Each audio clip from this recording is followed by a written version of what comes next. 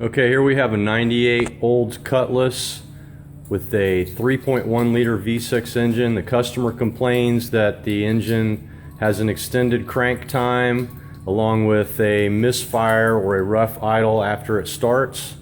And I've already checked the pressure, the fuel pressure before, and with the return and supply lines blocked off, the fuel pressure continues to drop, so it must have a leak. I'm expecting to find leaking injectors.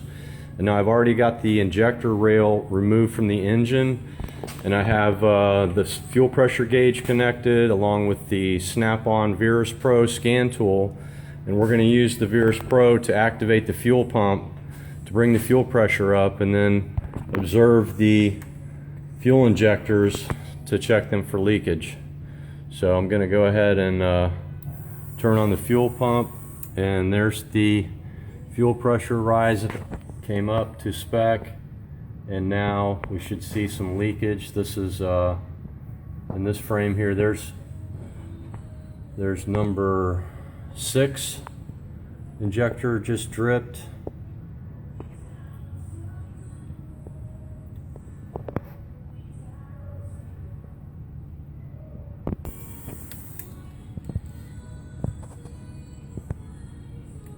Okay, I can see a drop of fuel. There goes a drop of fuel out of number 5 injector in the back there. And there is a drop of fuel. Number 4, number 5, and number 6 injectors are dripping, which is not supposed to leak down at all. There's number 2. Number 3 has a slight amount of moisture.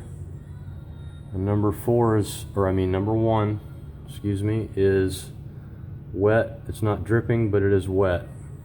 So this car needs new fuel injectors to fix this extended crank and misfire problem.